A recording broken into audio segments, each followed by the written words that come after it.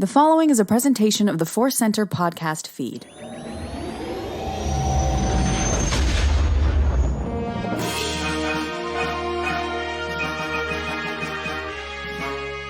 From the center of the galaxy, this is the Force Center podcast feed, and this particular episode is the Clone Wars Report. He sees a gun. He sees a gun. I was hoping for a Jar Jar noise, and I was curious which one it would be. It would be the one he does a couple of times. I think the hee-haw, hee-wah. Yeah. I wrote it down. Hee-wah, hee-wah, yeah. I realize I don't speak Gungan too well other than Mises and Weeses, so I have to learn some Gungan.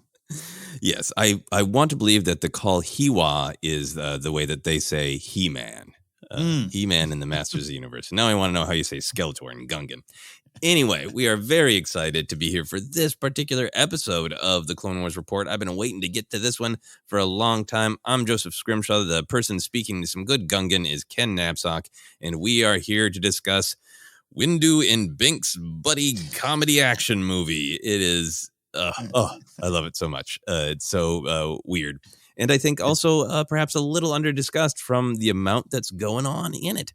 Mm-hmm. The episodes in this arc, Season 6, Episode 6, The Disappeared, Part 1, written by Jonathan Rensler and directed by Stuart Lee. Season 6, Episode 7, The Disappeared, Part 2, written by Jonathan Rensler and directed by Bosco Eng.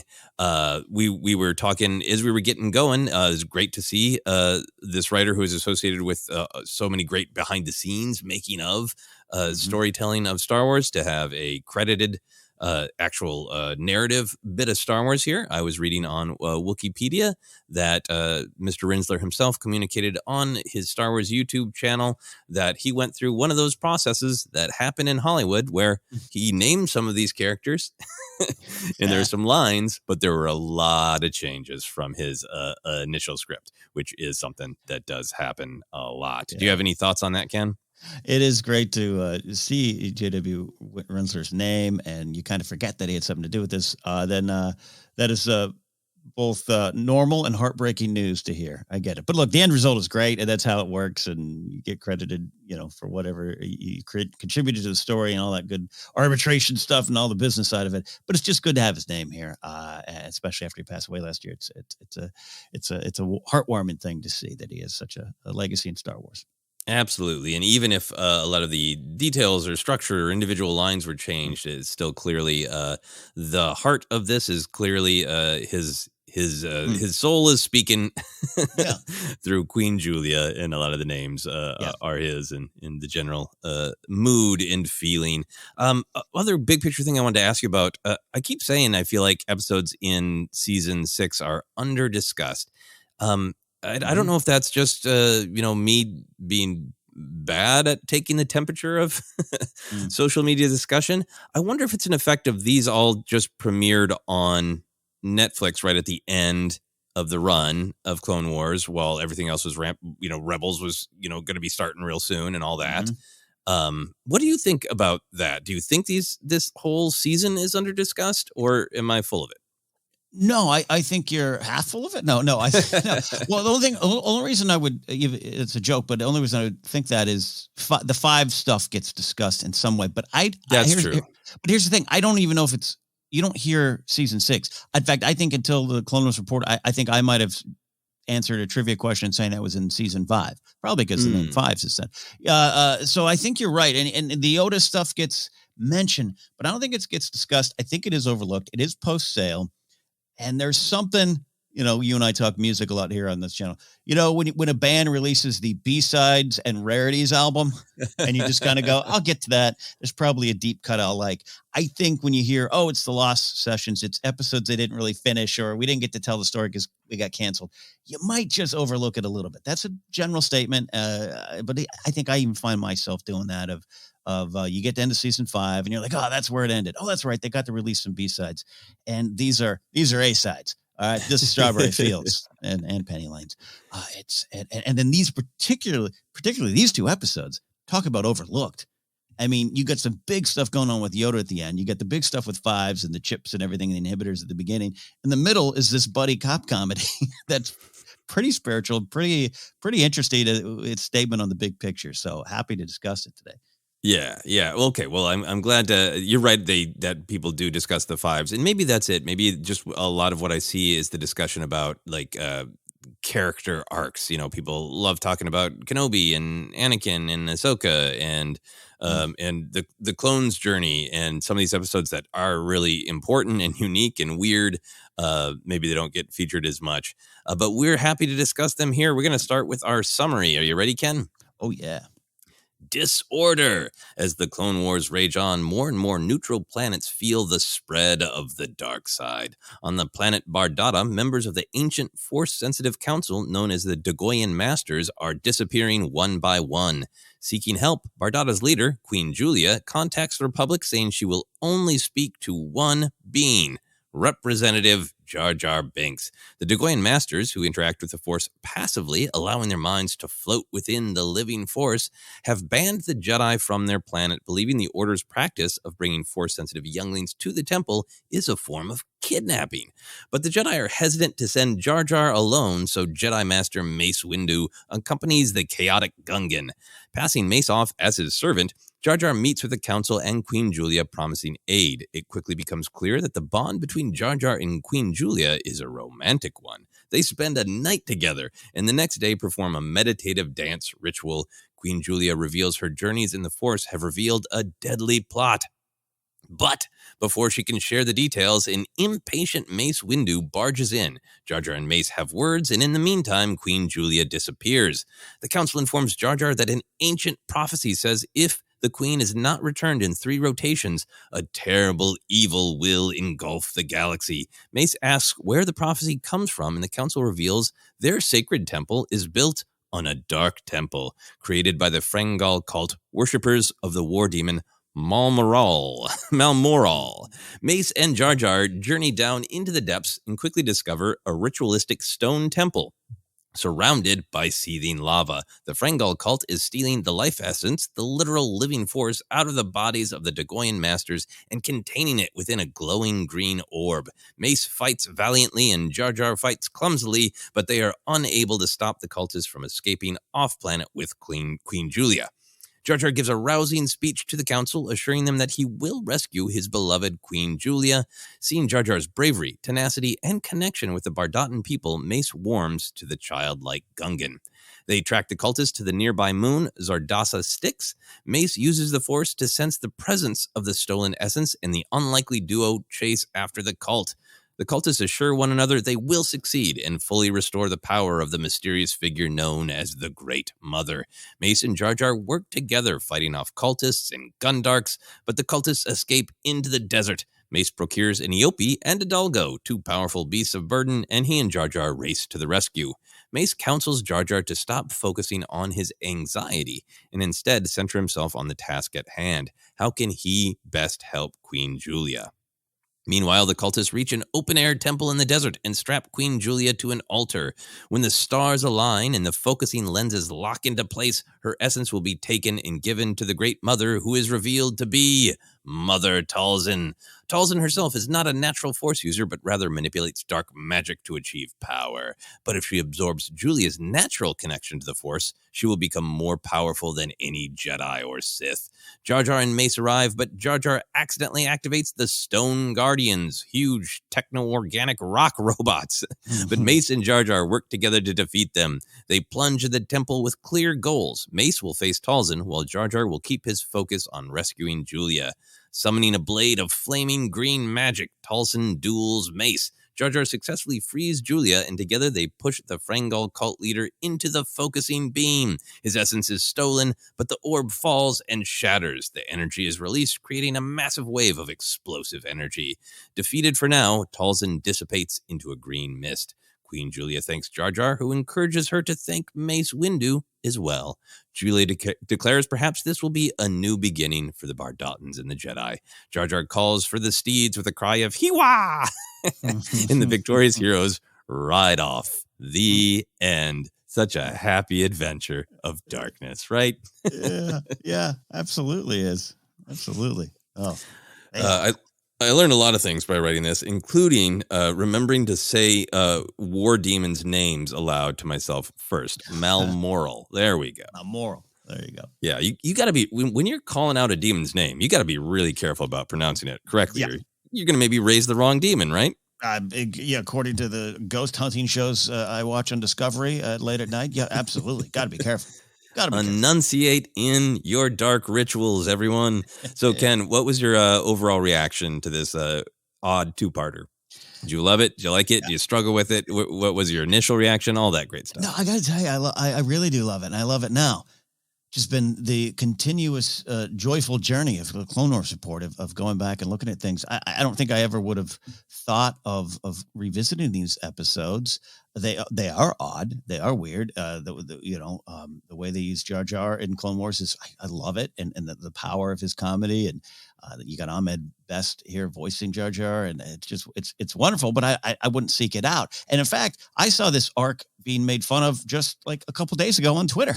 When that story broke of Hayden Christensen, like, I watched all of Clone Wars and Rebels to get ready for returning to my role Darth Vader, and I got it. It was a funny joke of like, imagine Hayden sitting through this arc, and it's Julia and Jar Jar doing that kiss mind meld thing, right?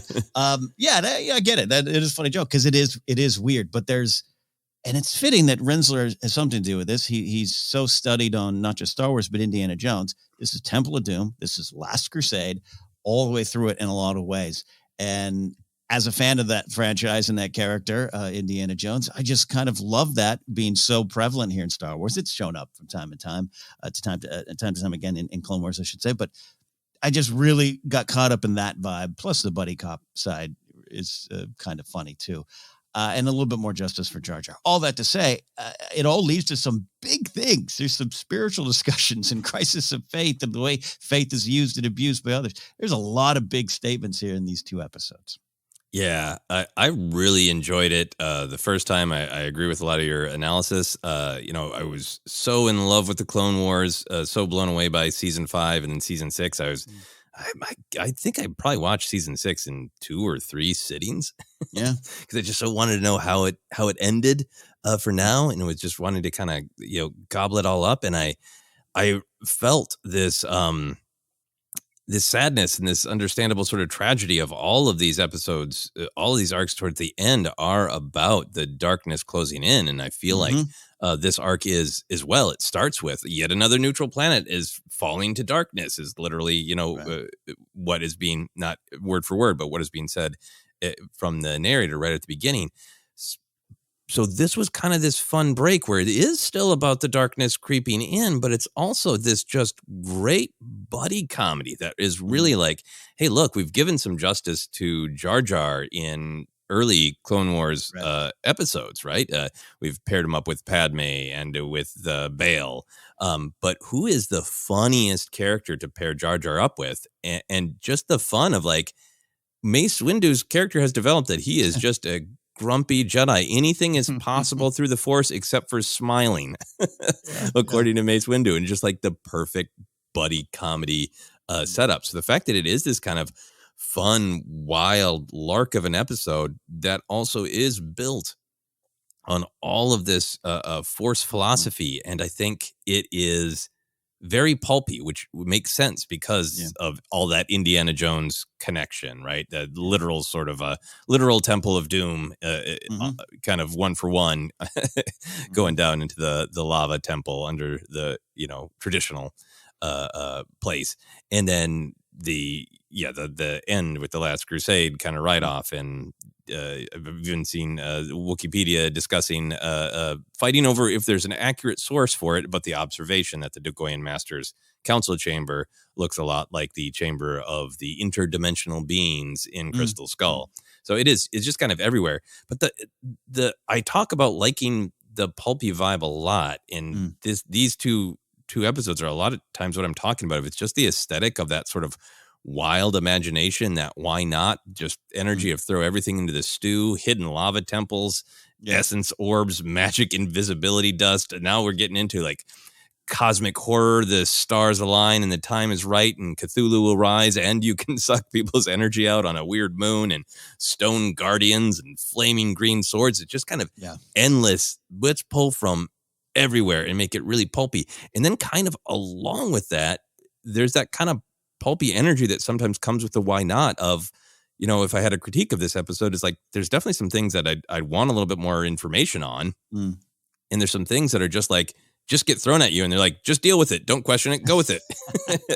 We got our foot on the gas and we're having fun. Like along with the big ideas. And that makes it feel pulpy too, of that, like, yeah, this has not been overworked in terms of explaining every little thing, Oh yeah, no. I still want. I have some Mother Taliesin questions. Like, what would she put out an ad on LinkedIn or something to hook up with different organizations? No, I love what you're saying too. Of just what it pulls from, what it draws from, and in the way we kind of approach these episodes, where we are digging deep, we're having so much fun. We get our little theme shovels and we dig deep into all these episodes. It doesn't mean you have to watch them all like that. And even if upon learning some of the deeper themes, you might not revisit some of these episodes. And I don't know, I think I actually will revisit these more than I would have 5-6 years ago when these dropped, because it definitely was, it was a weird, like, pump the brakes in the middle of a great season for me. I really love the last season, the last sessions or missions, whatever they are. When it was dropped, and you get to these episodes and you're just so trained to be like, it's a weird Jar Jar arc. I don't know. You just ingrained because of the pop culture discussion around Jar Jar. But I love digging deep and love finding the stuff there. And then also just enjoying what you're talking about, the whiz bang pop culture, pulpy vibes that are all the way through this. A lot of fun.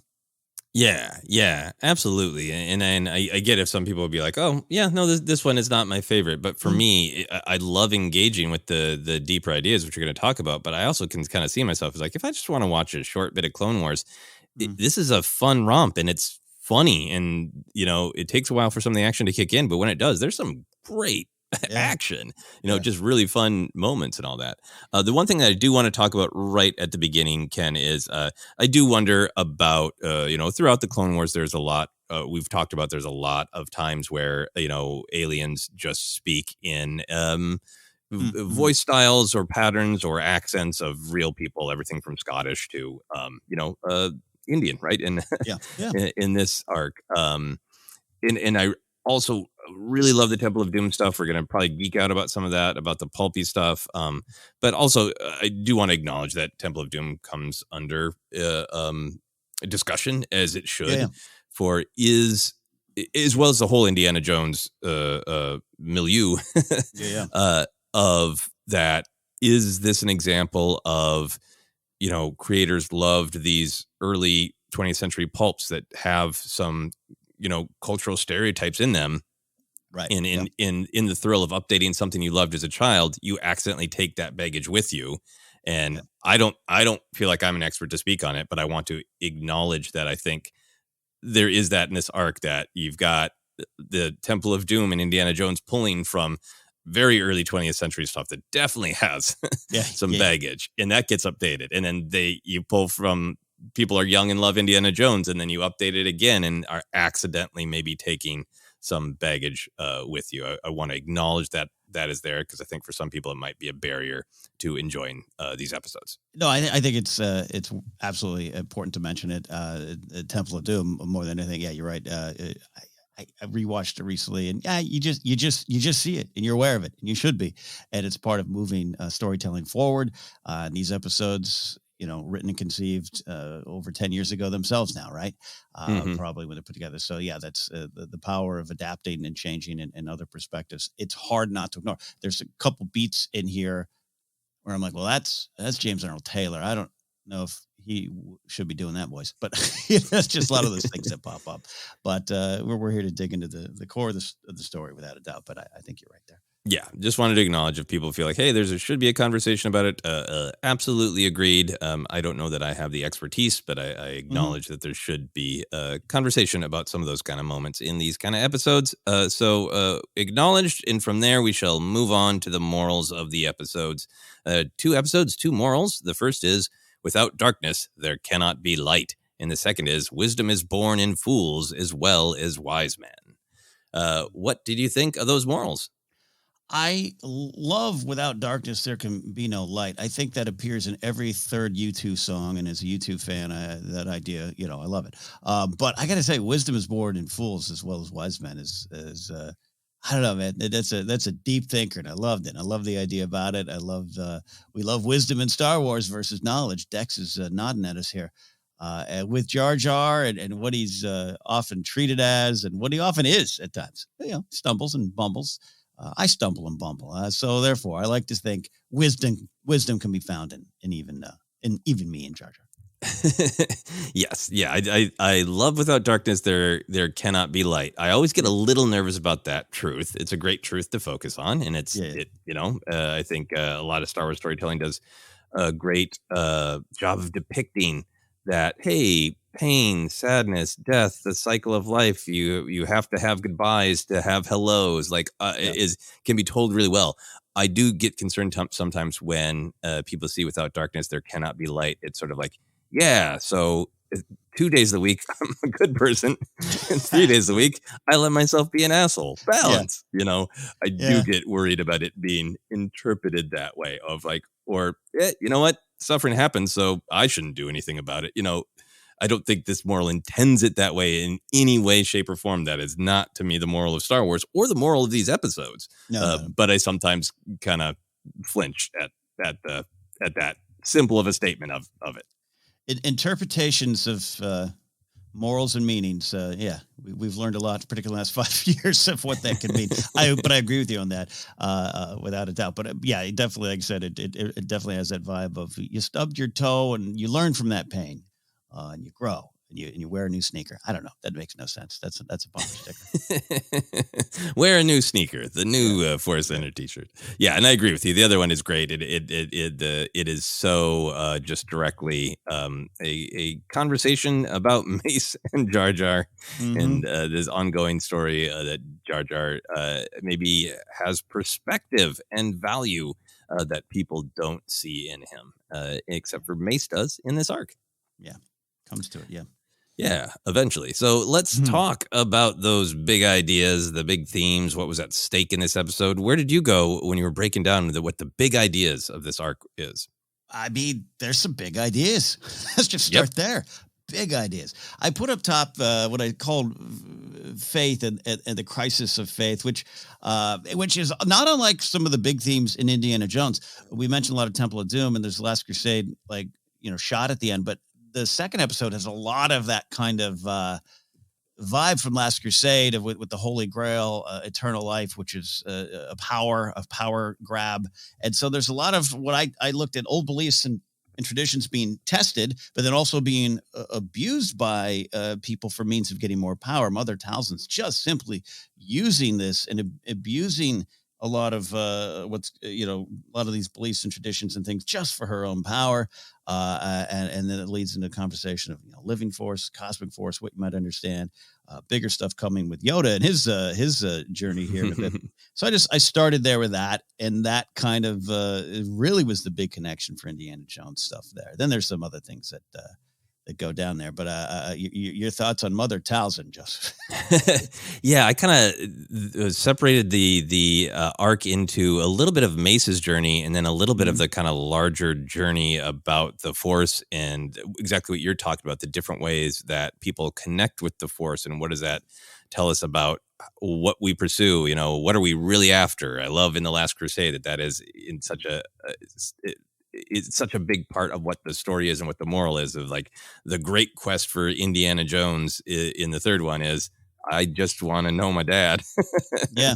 And it goes to looking for connection rather than possession. So I thought that there was a lot about connection versus possession, and in particular, sort of the passive versus the aggressive, right? There's this is leading me to answering your Mother Talzin question. But we start with just kind of really getting a lot about the Dagoyan Masters' philosophy and perspective, and the idea that they connect with the Force passively, that they're not really trying to have an impact on it. And, I wrote down this whole Yoda quote. It's so great. A strong connection to the Force the Dagoyan Masters have, yet unlike the Jedi or Sith they are. Warriors they are not. Intuition, knowledge, the harmony of the universe is what they sense. Passively, they connect with the Force. So it's just this idea of what do you want out of this huge cosmic reality that connects us all? Like we just want to sort of be one with it and meditate with it, and maybe use it to power intuition and knowledge, which suggests that at some point, they take some kind of action, but they're not like they're not like the Jedi. They're like, we're going to meditate to the Force and realize there's a problem here, and we're going to go run and do something about it. Yeah. In contrast to that passivity, the cultists in Mother Talzin are so aggressively taking people's energy, right? They're not just kind of floating around in it and learning. They're going, that should be mine. And we learn that Talzin is wanting to empower herself unnaturally, right? Taking like a shortcut to power, which is what you were saying, and I thought it was great that she just literally says, I am not a natural force wielder like the Jedi or Sith. I use dark magic to achieve power. But as a Bardatan, you possess a strong connection to the living force. So it's this idea of great power exists, and it exists through all of us existing in our connection to one another, and let's all enjoy it, versus the cultists of Mother Talzin going, that's great. That should be mine. And even it's one of the things that I think the episodes are not concerned about being super clear on. The cultists have the goal of giving power to Mother Talzin because, she put out a request on the dark web for magic dark cultists, and got a ping from these people from the Frengal cult. But then in that first episode, the cultists are specifically trying to feed a demon of war, Malmoral, and that is really, I think, connecting to this larger picture of passive versus aggressive, that they literally want this demon of war to be sated, right? They're trying to agitate this demon into more action, which really connects to me with where this is in the Clone Wars, right? That Sidious successfully starting the war is agitating everything and causing aggression everywhere. And they're like, this is great. We got a demon who can help with this more. No, No, go ahead. Sorry. No, you please. It's fascinating, this big picture stuff at play here, and we'll talk about that in a bit, at what it connects to the larger story. But the shadow closing in on all corners of the galaxy, and how people use that, and how people use that to rise. Absolutely love that, and I love that. And not to make any insults against fans of magic or people who go to the Magic Castle here in LA, but I love the line of just magic being viewed as an illusion. It is not a true power, which is why she needs to abuse everything else around her and take this aggressive action, like you said, to build her power. Big picture stuff, indeed. Yeah, absolutely. And I think it ties into big Star Wars themes about connection and working together as a larger group, and that kind of what is good for one of us will often benefit the whole group, versus everybody's out for themselves, aggression, take. Yeah. And I thought it was really interesting. We can certainly talk more about Mace and Jar Jar, but I think in terms of this passive versus aggressive, I think that's this delicate line that the Jedi always walk, right? That they have, on one hand, they feel like we want to be passive. Ideally, we're passive. We're just listening to the Force, and we want to just be sitting in a field. And if something bad is going to happen, we'll stop it. Or if somebody comes to us and goes, hey, could you stop this? I'm asking you. Like, okay, well, then I will intervene. They want to be passive, but they also feel this responsibility of, well, we have power. We have connection to the Force. It is, with great power comes great responsibility. There's Spider-Man about it, right? Yeah. And Mace is one of these characters who he meditates like Yoda, but Mace makes decisions quickly. And once he makes his decision, he acts on them, period. Right? Yeah. And this arc, I think, is a little bit about that. Initially, he's being asked to be passive. He's being asked to just wait while Jar Jar figures things out. He's being asked to trust. He can't do it. Yep. And then eventually, once he gets into a little bit more sense of union and connection with Jar Jar, he gives him this, they come to this Jedi balance, right? Of take a deep breath, focus. It will be clear when the time comes to take definitive action. And to me, that's very interesting, because I think that's the Jedi balance of, it is our responsibility to take action. The great challenge is to identify the correct moment and time to take action, when to be passive and when to ignite your blade and be a shield. and to do it, and you're talking about this great like meditation sequence that's in the episodes here, because there's some stuff there on Jar Jar and his anxieties, and there's some good advice about focusing on the present. As hard as that can actually put into practice, it's easy to say, but I love just the episode commenting on that. And then Mace, be still. Calmness guides your action. It's about clarity, right? And then he just was like, I see, leaps in action. I love Jar Jar explaining what you just kind of talked about of, but you were calm. Now you're rushing. He's like, yes, but now we know where we're going. We got to do it. We got to do it. And this fuels this conversation about balance in this whole episode, and examining, talk about darkness and light. When people are pushing the darkness over the light, you got to do something. That's one of the big goals of the Star Wars story. And I think a lot of it comes down to a little meditation scene. Yeah, absolutely. And I think it really connects to things like what Luke wrestles with in Last Jedi, and the mistake that Rey almost repeats in Rise of Skywalker, of just because it can be really hard to pick the right action. The answer isn't just don't do anything, and that's what Star Wars so often comes back to. I want to talk definitely about the Mace journey and the Jar Jar relationship. I kind of thought about that as this journey of Mace relearning respect. I was going to say learning respect, but that felt insulting. I think relearning respect. That's fair. Do you have Mace thoughts, or do you want me to jump into what I was thinking? Jump in. I have a couple of things, but they might flow out of this nicely. So charge ahead. Yeah, I think it's just kind of a larger picture of what we were talking about, the journey that he goes on, that when he first goes with Jar Jar, he's got a lot of the Jedi flaws that we are talking about, right? There's absolute hubris. There is the assumption that he is right because he's the Jedi, and that there's no way Jar Jar could know anything. And because of those flaws, Mace almost behaves like Jar Jar, right? He is impatient. He is culturally clumsy, right? Like you just kind of feel like, hey, Mace Windu, you have egg on your very serious face when he tries to mind trick the Dagoyan guards, and they were like, yeah, no, that's you should know better, Master Jedi. It's a clumsy, impatient thing to do, and it also shows like a lack of cultural respect. And then this will pop up again, I'm sure, in comedy, but like when he just can't deal with it anymore, it's been too long, so he bursts in to Jar Jar's conversation with Queen Julia and ruins her giving Jar Jar information. Jar Jar's got that great line of, that's what she was trying to do before you used to come in all hot like. So he starts out in this place of a total lack of patience, a total lack of respect. And then I feel like toward the end of that first episode, he starts to see Jar Jar, right? He starts to see his good heart. He starts to see his tenacity, and in particular, his connection with the Bardatan people. I really like that Yoda has given Mace this counsel, that the innocence of a child this Gungan has, of just like, he has value. You just kind of have to understand where it's coming from.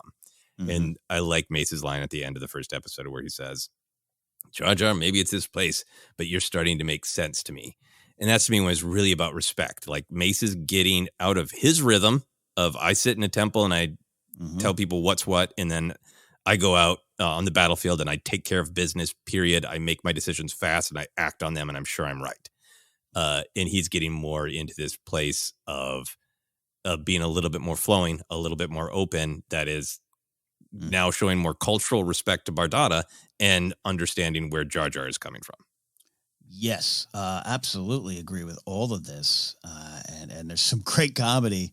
It's found throughout it because of this. It's great. You and I talk about the importance of comedy, and comedy being a form of communicating on the bigger themes. Indeed, I think that pops up a lot. I think from there, I spin it off into a lot of the same discussion points, but this overall picture of, I put down this note of overcoming prejudice, differences, distrust, and then even hate. That's brought up a few times here, and that combines with this fusing of skills, unique purposes. You could say, different cultures, unique perspectives for collective good. And you just run through the Bardatans and the Jedi, their differences. Jedi just straight up called kidnappers. Mace with Jar Jar Binks, when Mace says, he'll be out of his depth. Jar Jar with us, by the way, our prejudice and distrust of Jar Jar as a character comes up time and time again in the fandom, I think. And because of that, this comment, you mentioned it, and I had it written down as well, of just Jar Jar's mind of a child, to me, when you hear that a lot, it pops up, and you can spin that to be, I don't know, insulting of, I don't know, faith or belief or anything. It's just this idea of Jar Jar is free of a lot of the obstacles that get placed in front of us all, that we often place in front of us ourselves, or because of how we grow or what we learn from. And it just, Mace is just, despite being, at the end of the day, pretty good intentioned guy, meditates and thinks about what to do and takes action. He just has all these things in front of him here that you just kind of were discussing. And I just think that's how I took some of Jar Jar. Jar Jar doesn't, he just sees what is. He feels the connections. He knows the connections. It's not that he's a simple, dumb mind. I think that's where you can take that and accidentally or intentionally turn that into an insult. He's just free of all those obstacles. And then therefore you're allowed to see his skills and the unique purposes. And there's a lot of, the tongue of Jar Jar saves the day. He was born that way. That tongue saves the day. You got to see that. Yeah. And it's justice for Jar Jar's tongue. Take that, Qui-Gon, but don't do that again. And I think it really builds on the Mace we've seen. It's so fun to watch the Clone Wars all in a row and in its analytical state of mind, and remembering it's Mace who's getting oftentimes on the council caught up in all the don'ts and can'ts, right? Like he's the one who argues that they kind of got to let the Republic tribunal run roughshod over the Jedi, or they will look a certain way. They'll look like they're challenging the Senate, right? He's kind of boxing himself into the can'ts and the don'ts at times. And I think what's childlike, the innocence of a child this Gungan has is, he doesn't have this web of why nots in front of him. He just reacts, right? And sometimes it's in fear, but a lot of times it's just out of love and wanting to help people. And I think it's significant that when Mace is, warming up to him, Jar Jar just went through this terrifying experience in this temple of lava doom, and he just goes right back up to the surface. He's like, nope, I'm going to give a rousing speech. I'm going to save Queen Julia, because he's just gonna, and I think that's this fascinating relationship that leads into the second episode, where I feel like Mace has been kind of shamed into taking a step back. And I feel like he moves from being annoyed with Jar Jar to this role of support and guidance. He almost becomes, he's almost like, oh, if Jar Jar is childlike, without disrespecting him, I will become parent-like. Yeah. And all that great wisdom that you've referenced that he gives him about, like, calm yourself and strike when the moment is right. Let's divide up our responsibilities. It's all communicated in this very friendly, mentor-like way once he accepts who Jar Jar is. Yeah. All leading to three great lines. We should make a bomb bad team, Master and Mace. Mace, after a pause, indeed. But also, when even the cultists credit Mace, and Mace at the end goes, you mean the Jedi and the Gungan. True teamwork being learned from these episodes here. And you're right, a valuable lesson for Mace more than Jar Jar. Yeah. And I love that Mace is still Mace, right? He's still like, well, I'll be kind of precise and specific. I'll handle the guards and whatever evil we find. You focus on the queen. Yeah. And, it is this great story of learning respect leads to connection and partnership and victory. And the fact that they do each have their task, it really helps them, right? To actually get things done. My last big thought, I think, is the same thing that you said, is that this relationship between Mace and Jar Jar mirrors the cultural conflict between the Bardatans and the Jedi, right? That they have some different perspectives and they're not able to communicate about them. And that relationship gets healed a bit as well. It really does. Final thought for me on that is, it's interesting at the beginning of the episode when they arrive there, some comical situations with Mace being treated as number 2 on this mission here. But Jar Jar just straight up vouches for Mace, man. He doesn't back down from that. And I don't know if Mace would have done that if the roles were reversed. I don't know. But Mace is there. He gets it. But he's there to kind of let me handle this. I like that Jar Jar at the beginning. He's like, nah, I vouch for him. This guy's good. He's with me. I don't see all the differences between us. I just see someone I need here. So I like that. Good job. Yeah, no, that it is really great. It is Jar Jar is affording Mace more respect than Mace is to him at the beginning. Yeah, and it is just a great twist on the whole Jar Jar is less than to be like, he can only walk into the room because, I gave him my +1. So let's talk about how this arc reflects larger story, morality, perspective of Star Wars. Where did you go with that? It's the story of the galaxy at this time. You talk about season 6 being a lot about the darkness closing in.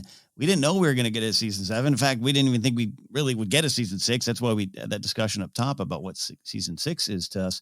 We are racing up to Revenge of the Sith, and all of these episodes, from the 5 stuff to, of course, Yoda, it truly is about the story of the galaxy at the moment, and how Bardata's foundations of order in its system are near collapse. And if the dark side influence takes over, Bardata will be destroyed. You mean like the galaxy right now? Yeah. So I love that to start. And then that flows into this thing we keep talking about, this diversity of perspectives, experiences, and skills. That, to me, will be what fuels the Rebel Alliance, a.k.a. the light side, a little bit later on. And there's that great exchange of, and the good guys will triumph, right, Master and Mace? Mace looks with a smile. Yes, this is the tale of Star Wars in these 2 episodes of this buddy comedy with these wonderful characters. It really is. There's that big picture idea that the dark side is clouding everything. There's lots of stories in the Clone Wars that are like little mirrors of what Palpatine's big plot is. This feels like definitely a part of that. It is the aggression and the anger of the war that is causing all of these things to sort of spiral out of balance. Talzin clearly made this connection with these cultists on the dark web that we keep joking about, because she's vying for power, right? She might have just been like, I'm doing my Night Sister stuff. I'm, I've got my planet. I've got my clan. I've got, whatever amount of power that I want. Maybe we'll get more storytelling where she is constantly struggling for it. But it's that, Sidious is like, no, wipe her out. It's not explicit in this episode, and she's got more storytelling coming in the Son of Dathomir graphic novel to talk about. But in theory, I think she's vying for this power because she wants revenge. She doesn't want to be wiped out, right? And this is a reaction of Sidious's power grab. Absolutely, Sidious at the center of it all. You're right. The hate spirals out from him. Yeah. And I love how this episode plays on, like, there's a prophecy, darkness will engulf the galaxy. And like, as a Star Wars fan, you want to be like, we know, oh, a different prophecy and a different darkness, Yeah. But just like that, there's, how many planets are dealing with prophecies in the darkness engulfing things? I love that. And it's these big picture ideas here that make me really value these episodes more and consider them valuable to the bigger story.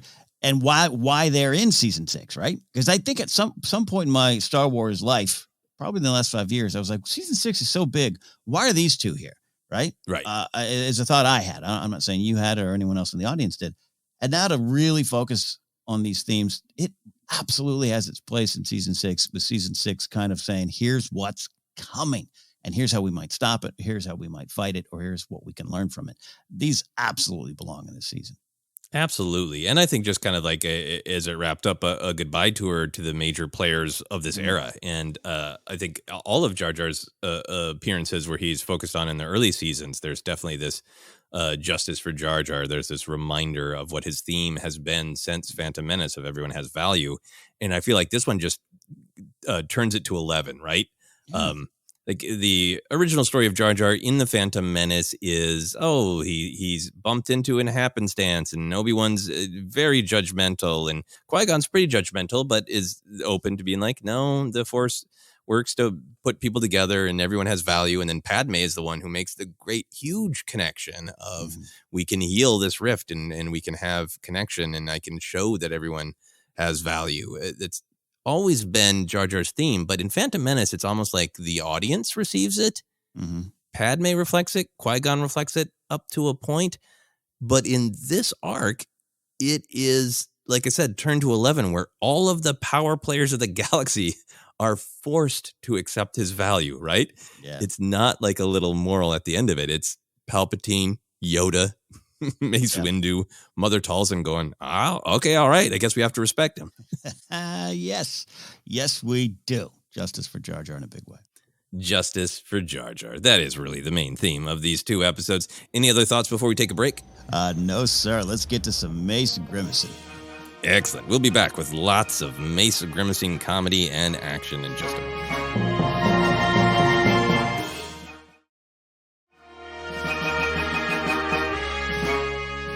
And we are back to continue our discussion of the great buddy Jedi Gungan cop Mace Windu Jar Jar team up.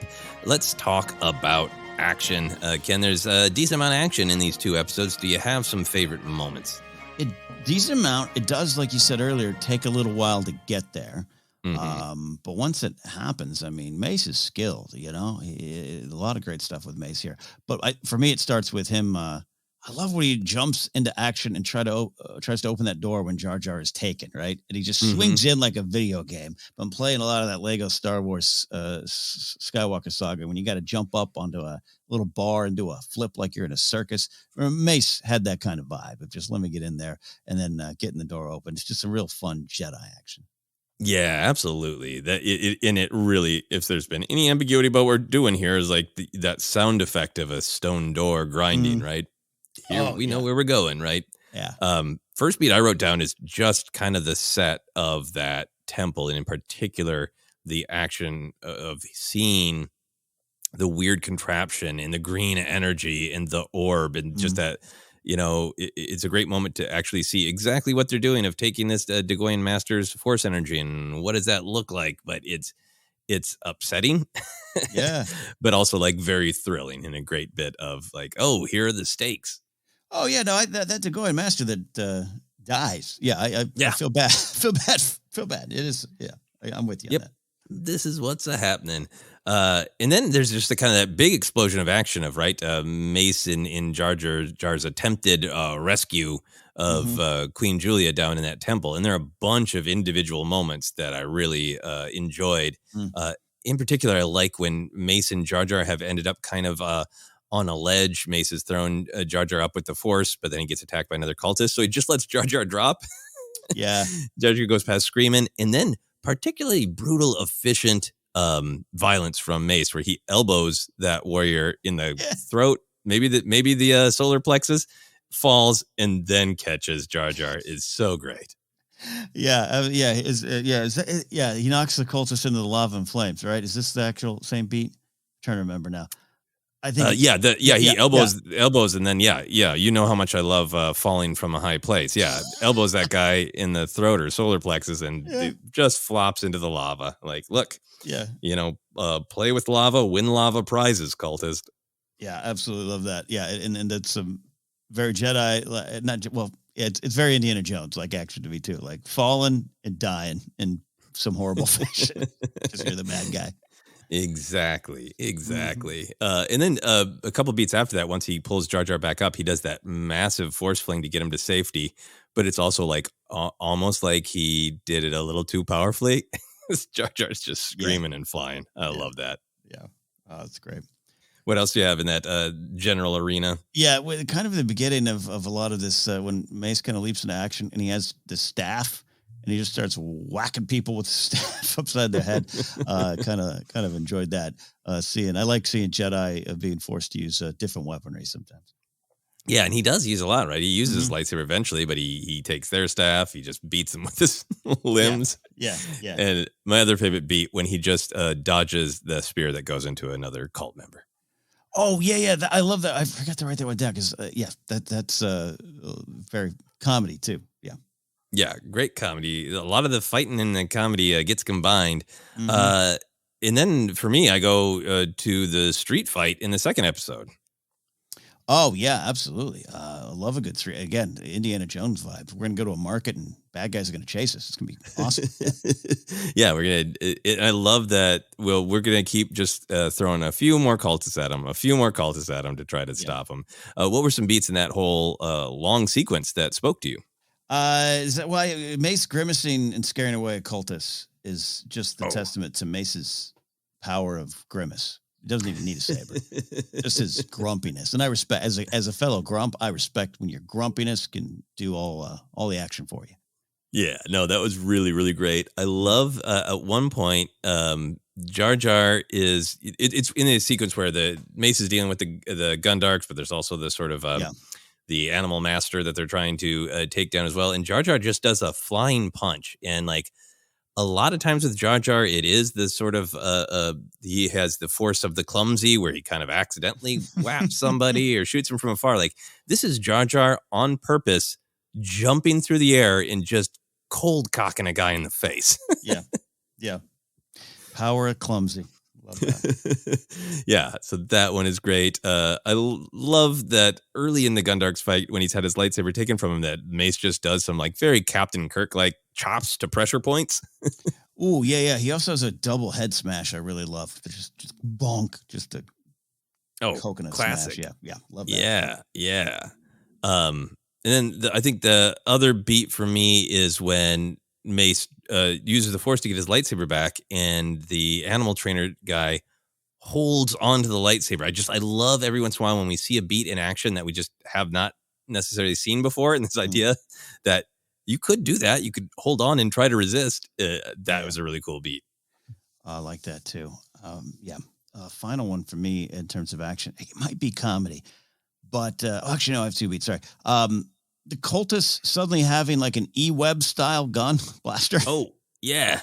It was also very funny to me too, of just like, F this, we got a blaster. And Jar Jar does some funny dancing, but I just thought that was great action of just like, yeah, we got this too. We got mystical creatures and dark powers. We also got this E-Web repeating blaster style weapon here.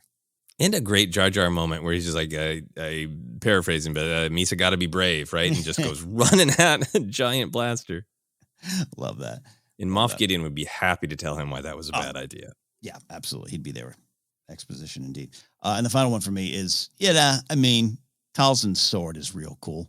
Oh, yeah. That was my last one as well. The flaming green blade of magic. Come on. Yeah. Not rooting for her in this scenario here, but that's pretty cool. That's pretty great. So I had that written down, and then my other final beat is, I love that when they fight the Stone Guardians, and Mace is surprised that Jar Jar kind of held his own because he, as he said, found a bang booma gun. Mm-hmm. I like that beat, but I really like that Jar Jar just takes his bang booma gun and just clears out all the cultists at once, protecting Queen Julia. Just blasts them. Justice for Jar Jar, indeed. It's too bad that Great Black series that we both like didn't come with a bang booma gun. Absolutely. Yeah. I need a big bang booma gun. So moving on from action, let's talk about comedy, whimsy, weirdness. These two episodes are legitimately very funny to me. A lot of laugh out loud lines. I really like the sort of mismatched buddy comedy. So I wrote down probably too much. I'll try to edit as we go. What do you have in your list of comedy, whimsy, and weirdness? Yeah, you can almost say it's a canon connection too, but just Mace starting this all off by like, do not touch anything. That's probably been said to Jar Jar more than anything in his life. But I love that idea. Yeah, and I really like that he is just, it seems, for absolutely no reason, Jar Jar is just reaching up. It's not something that Mace says crankly when they get on the ship. He is like a child. He is about to touch something he shouldn't. Right. Yeah. That's what made that one really, really funny to me. I also like at the very beginning in the narration, it's made a puzzling request to save her people from certain doom. I always love certain doom, but right away, even the narrator's like, the hell is going on that she only wants help from Jar Jar? A puzzling request. I love that. That sets the tone right away. Yeah. And then going forward a little bit, when Jar Jar is advocating for Mace in the council, and he says, "This a Jedi is Misa Palo," and Mace's eyes pop at the idea that Jar Jar isn't just vouching for him or that he's a powerful Jedi, but that Jar Jar would say, "He's my friend. We're buddies." Yeah, it makes his eyes pop, and I feel like in a way that's like, it's kind of the grumpy mean, but I also feel like it's a kind of a dime dropping moment for him of like, oh, this being that I barely tolerate thinks we're friends. Yeah. Jar Jar. Jar Jar. What are some more moments for you? I had this one here. It's a little bit earlier. Mace just straight up grumping when Jar Jar just simply explains and lets it be known that he and Julia have known each other for a long time, and they're whatever's going on, it's their it's their right, their little privacy for Jar Jar and Julia. But I just Mace, like Jar Jar's only crime is he's just saying the truth, and Mace just kind of reacts like, just like as a grump. Even I'm like, Mace, it's calm it down now, calm it down. Yeah, do you think that grumpiness is just coming from like I can't believe this is real, or there's something else going on, or I can't believe I'm stuck in this scenario? What do you think he's grumpy about when Jar Jar's just being like, "What, we're friends"? Yeah, I think it just, and maybe a little bit of Mace knows he's probably not in the pole position here. He doesn't have the power. Jar Jar has it, and I can't. All right, I can't defeat that. I have to know my role here. I just think a little bit of that going on. Right, he's grumbling about the reality that he has to sit in the backseat of of this particular power dynamic this moment. Yeah, indeed. Yeah. Another moment I really love is when Queen Julia just full on kisses Jar Jar, and I forgot that he has the little leg lift of bliss. Yes, yes, that's really funny. The conversation that they have after Mace interrupts the conversation between Jar Jar and Queen Julia, and we learn that Jar Jar's just been doing something all night, and Mace says, "What do you think you're doing? Where were you last night?" It's so like, I didn't sign your vacation card. I didn't you didn't check in with me. And then Jar Jar says, "Doing Misa love to Queen Julia," which is really just opening. Is that answering a question or creating a question of what they were doing? Of like, we were sitting around loving one another. Kids sometimes Bardatans and Gungans when they love each other. Yeah, I love it, and I got to tell you, I think it's a forgotten angle of this whole arc. It's great. I love it. It's rarely do we get such direct Star Wars adult humor, if you will. I love it. Absolutely. You get the sense that maybe if that conversation continued, Jar Jar would try to give a birds and the bees talk to Mace Windu. To Mace, yeah. No, absolutely. And it's even though it's a buddy film, we keep talking about little rom-com moment too. Where were you last night? Yeah, I love that. Yeah. What are some other moments for you? I enjoy Julia just straight up saying at the beginning when Mace is here and Jar Jar vouches for her, but she's just like, all right, so he's your servant then. And Mace just really talk about the grumpiness, and it's just like, that's the scenario. I guess I just like seeing Mace struggle with his position in life. I have nothing against Mace. I don't know why, but it's just funny. Yeah, no, absolutely. It's one of the things that makes this so great is there is a bonanza of grumpiness. I like the reverse grumpiness that happens at the beginning of the second episode when Mace is saying like, look, I can, this is enough of a disturbance in the Force. I can sense it and just be calm and wait. And he's describing what he sees in the Force of, I see people, market, streets. Jar Jar says, yep, Misa see that from here too. If Mace has learned to calm down and be a little bit more intuitive from Jar Jar, it feels like Jar Jar's picking up the grump from Mace in that moment. Yeah. Yep, right there. Yep. Another moment of grumpiness, even within they're trying to look together, is when they're riding the Beasts of Burden, and Jar Jar's just wailing, just screaming, "Hee-wah!" And there's that absolutely miserable look on Mace's face, right? Like, I am not a parent, but it's almost like that look that I've seen on other parents' face when like. It's understandable. My child is upset, but man, do I wish they'd stop making that noise.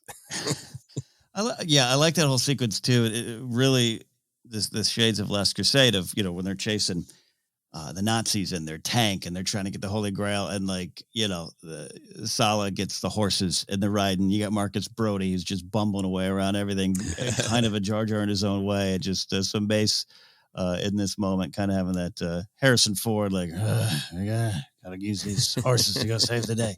Love that energy there. Yeah, that's really great. I got one more. Anything else from you? A couple little beats here. I do love Jar Jar at one point just saying, Misa not big with the Force. Even though we know he's got value. He's got value in the Force, and it's even what's kind of the follow-up beat. But I love that there. And then I love at the when things are starting to resolve, and the cultists say, "We did not know the Gungan had such powerful friends, so they undervalued Jar Jar." And look where that got him.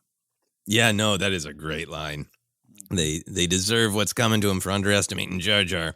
We talked about it as kind of a big idea line, but it did also make me laugh when Mother Talzin says kind of a pretty typical thing of like, my dark magic is more powerful, and then Mace has the magic is only an illusion, and I totally agree with the breakdown that we did of it. I think he is using magic as this idea that it's kind of a shortcut to connection and power as opposed to naturally communing.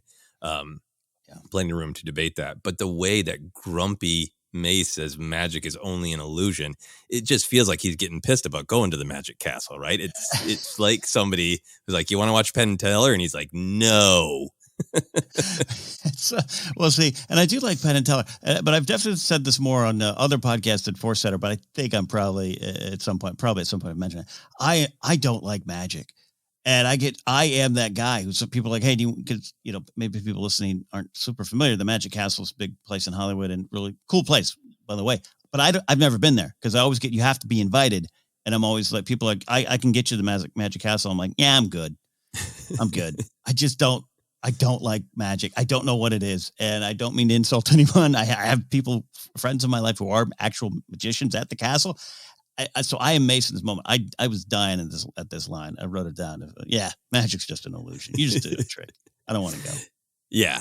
No, I've been invited to Magic Castle. I've never been able to go. I've had friends who have done things there. It's all secretive, and speak so highly of it. I've known other magicians I've liked. I actually wrote banter for a magician for a while.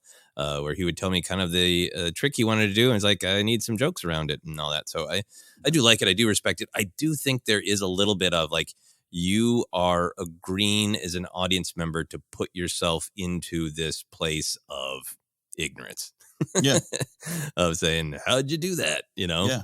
Well, look, I'm a pro wrestling fan. That's been my entire career. Can I make you believe this? Yeah. No, you're so right. You're so right. Yeah, but clearly, I think Mace would not be his chosen form of entertainment, right? No. I think he probably gets grumpy at the opera too, right? He just gets grumpy. Yeah, I think he's probably just like, I have work to do. I mean, I get entertainment, but why? Yeah. Any other moments for you before we move on to the canon? No. Other than I just clearly have to work on some stuff. It's just like I know you're doing a card trick, and I can't. I love Ricky Jay, but I can't. I don't know. I'll be with Mace in the bar. Yeah. No, for me, I think it really comes down to tone. There's some magicians I've seen who I've absolutely adored, and then some that aren't for me. That's life. But I'll try not to be as grumpy as Mace Windu about it. We'll move on to canon connections, lore connections to other stories. I just want to talk a little bit to begin with about the just Bardatan lore, right? This is one of the reasons that I feel like I get really excited about this episode because there are connections and things that might really play out. One of the things that I love about this is the different perspective on the Force. And we get that in different places in Star Wars storytelling, but this is kind of a big one. It's on screen. It's, very canon. So there's the pod racer Mars Guo is also Bardatan. Yeah, that's a fun detail. One of the things I want to be sure about, one of my and your favorite Jedi from the High Republic, Porter Engel, we meet as an older person who's had a lot of adventures and is sort of renowned for being extremely powerful and a deadly combatant when he chooses to be, and even great storytelling about, I'm more into making soup now, but when I need to unleash, I can unleash. And his big name that is sort of the signifier of his absolute prowess as a combatant is the Blade of Bardata. In the second I read that, I was so excited because it connects back to this arc, and not in like cool, I've heard that word Bardata before, but the fact that if it was like Blade of Alderaan, that would be fascinating, right? But the storytelling possibility it suggested, and that I think we're probably going to get in phase 2 of High Republic, that it's going to be about the Jedi encountering other Force philosophies. And if they're not big into warriors, if they're more passive, was the Blade of Bardata, popular on Bardata? What are your thoughts being a Porter Engel fan? Yeah, I love it. And you're right. It moves so far beyond just hey, that's that thing I think I heard.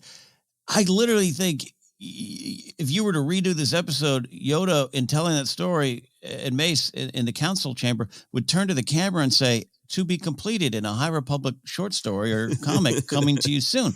Like it's just everything about it sets all that up. I'm fascinated by that. I can't wait to get more information on that, and I do think that's coming.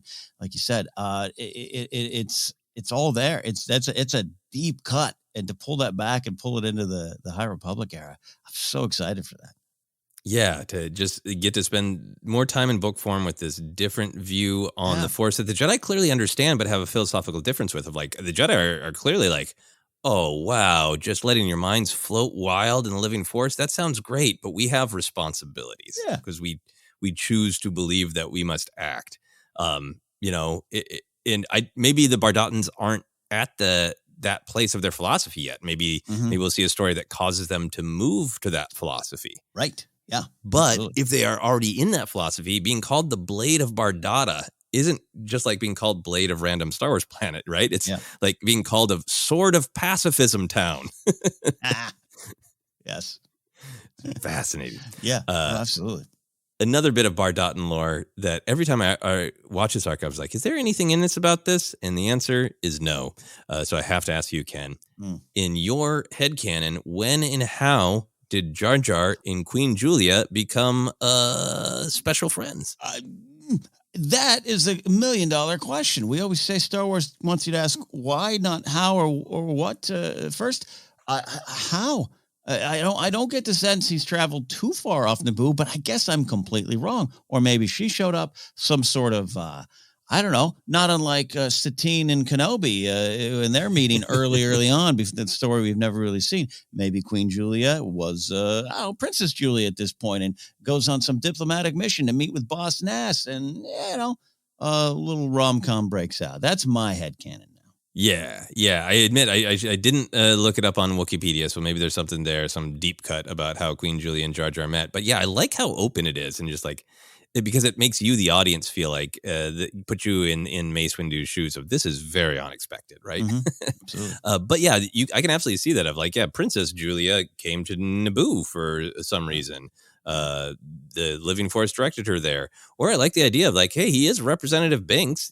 Maybe he got either sent there, or he was like, there's some, diplomatic dinner that isn't that important before the Clone Wars even break out, and he ends up hooking up with Queen Julia at a diplomatic summit. I like that, because that would be, now what, roughly 13 years after Phantom Menace, so a lot of time. You're right. I think I even undervalued his political career. But what about this? I'm going to pitch this back to you, going back to even my idea here. What if the reason he like crashed Boss Nass's speeder is a little date was happening during her visit? So you think that Jar Jar was in the back of the hay blibber when he crashed? Exactly.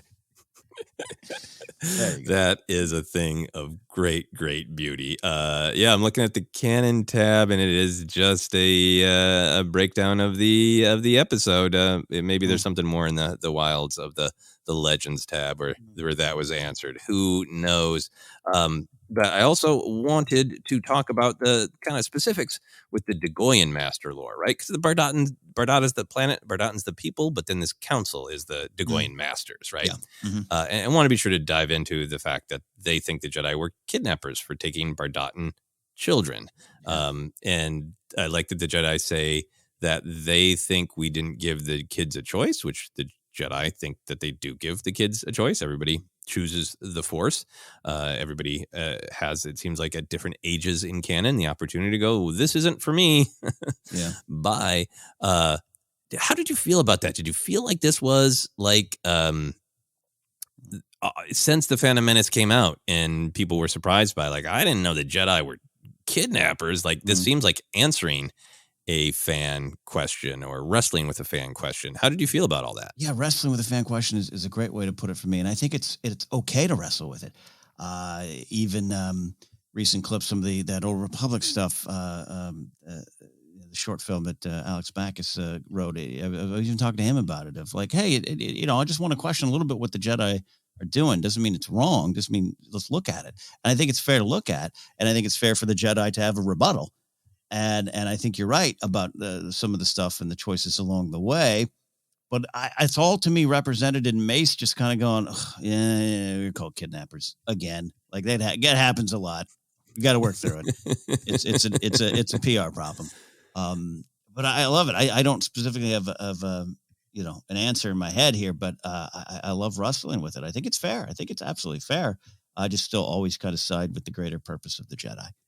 Yeah, I really like that there are different cultural attitudes to it. I love that in the High Republic, they really make a point of celebrating that the Mirrorland culture is thrilled when a Force user emerges in their culture and it's celebrated. And Vernestra Rowe kind of focuses on like, that's a kind of benefit that I had. Not every culture is supportive, right? Yeah. So it makes sense that there would be some cultures who are like, no, absolutely not. In my perception is that the Jedi don't sneak in the middle of the night. Right. Yeah. Jedi show up and are like, we have sense that your child has this possible great destiny. We would like to take them and train them. And when they get of age to say, nah, I don't want this. Well, it's not like we're keeping them against their will, Yeah. And within that, there's still plenty of room to question, because that is that great question of do parents have the right to decide that life choice for their children at such a young age? More, I think, to be discussed in canon about like, what is the very first time that the children are offered the choice? This even goes to Luke. Is Luke the debate about, is Luke giving Grogu the choice, at the right time in Grogu's journey, Yeah. I think it is very rich and very interesting. And I like that they just say like, yeah, no, it's kind of a bummer. We had to just, we clearly have a lot of respect for the Degorian Masters. They're very powerful. And we just leave them alone because they hate our guts. Yeah, absolutely. Big stuff. It's really powerful. Yeah. And in that arc where Palpatine has hired Cad Bane to steal the holocron with a lot of the future Force users, a lot of the parents that we see there are happy to see the Jedi, right? Yeah, indeed. Mm-hmm. Yeah. So a lot of great storytelling with that one. How do you feel when Yoda is talking about how the Degorian Masters allow their minds to float in the living Force? Yoda says, which is essential. Do you interpret that as it's essential to their way of life? Or do you think Yoda is saying like the living Force itself for everyone is benefited by this communing that the Degorian Masters do? I would say for the bigger picture, the general picture, I maybe a little bit of both, where he's saying, hey, it's key for them, but maybe it should be more key for a lot of us. And then maybe it looks over at Mace or someone else. No, I don't know. I think that works for Yoda in the big picture. Yeah. I mean, I think it's fun to explore that lots of different ways of the that Yoda is saying that it's essential that beings do that they spend time, just totally trying to be one with the living Force as well as the cosmic Force. But I also like the idea that, maybe the Degorian Masters are really channeling something or bringing some peace to the living Force. The living Force is what is emanating from beings, right? So is there a part of through the whole living Force they're spreading a little calm? Yeah. Yeah, like fun ideas. Then I really like that the Degorian shrine is built on top of the Temple of Doom, the Temple of Lava, whatever you want to call this temple. This mirrors lots of things, right? The story that the Jedi Temple is built on Coruscant is built over the ancient Sith Temple. The balance on Ahch-To, that height of power on the rock at the top that is the light side is then balanced by the dark mirror cave beneath. How did you feel about that symbolism, that idea being repeated in this arc? Yeah, it just makes a lot of sense for the bigger story and the idea of, I think light can be built over darkness. You need darkness for the light. Hey, that's kind of the moral, right? No, but it just kind of works. And then, also a little fun Temple of Doom might call back as well. So you can look at it on all levels, literally on all levels. It just makes a lot of sense. And if you want to break it down to even the meaning about our own souls going into the darkness, there's some stuff even that Mace says about, we're heading down there, and that's kind of the path at this point where we got to go. Then yes, Jar Jar, this is the correct path as they go down to face darkness. Yeah, no, I think that's why I love it. This idea that we all have some buried lava temples that we do better to face rather than to ignore and let them surprise us. Yeah. And this idea that there's always going to be this pull if you give in to anger and darkness and focusing on who is the other and how are they trying to hurt me, that there's always this possibility to go back to something that was older, that we've tried to move past and build upon and build something more peaceful and, connective on top of. It's this cultural analogy too about, hopefully we can all evolve into treating one another better and building a better society. It does make me wish that we got that rough Clone Wars story that Filoni has talked about in conventions about, I think, Ahsoka discovering the Sith Temple. Oh, yeah. Yeah. Oh, yeah. Just a couple of other little things is fun to see in a dark way, to see the Zygerian with the Tuca among the cultists. What did you make that the cultists weren't just Bardatans, but just had a bunch of buddies with them? I kind of like that. If you want to fight for the dark side will take you, right? And try to make you their own. So I kind of like that. But it did stand out to me because I think I forgot that going into this arc. I thought it was all one team, if you will. Yeah, I wrote down, hey, it's Zygerian with the Tuca. That's kind of a fun back. Oh, no, she's one of the cultists. Okay, cool. Yep. Of course, Gundarks. You always got to give the Gundarks a shout out, and seeing exactly how hard it would be to pull the arms off of them. Even Mace Windu struggles. Yeah. Final thing for me is the Mother Talzin trying to become more powerful. I think that is really a middle of her story. It speaks to what happened with the devastation on Dathomir, and it's important to that Son of Dathomir arc that we will be discussing. We have to decide exactly when we're going to cover that in the Clone Wars report, but we are going to cover that Son of Dathomir arc. Any thoughts on Mother Talzin, Ken? Fascinating. And I think in the back of my head, I remembered it. This was her, but I hadn't watched these episodes probably 5 years, maybe. I can't remember.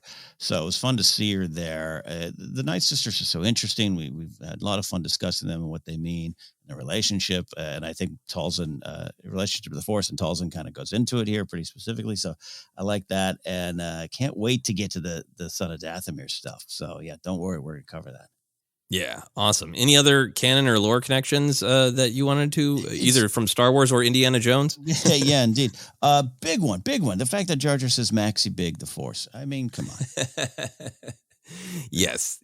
I've always liked that line. Like, oh yeah, powerful, big deal. Same. And also, like, there's no shame in it. He's not when he's like, yeah, no, I don't have that much Force. Yeah, makes me feel I just love Jar Jar even more when he's just like, no, I know my limitations. Yeah, I mean, you take what you can get, but yeah.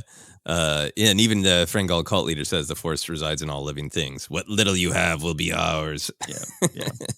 Mean, but true. Was there anything that you disliked or questioned in these episodes that we haven't touched on yet? No, I think not in terms of bigger things, but I think you're right to have those, what we can turn into fun questions about, well, how and what happened. And I think that's fun. And maybe that speaks to something about how these episodes were put together and what needed to be put in and maybe what was taken out. So maybe, Jonathan Rinsler had that explanation. Maybe there was a monologue of the date that Julie and Jar Jar went on. But no, I was good with overall everything in there. But yeah, that probably might be what, looking back, what made these episodes not jive with me right away, of just like, I don't know what's going on, and I'm not going to dig into it, and that's unfortunate. Dig in, always dig in. Yeah.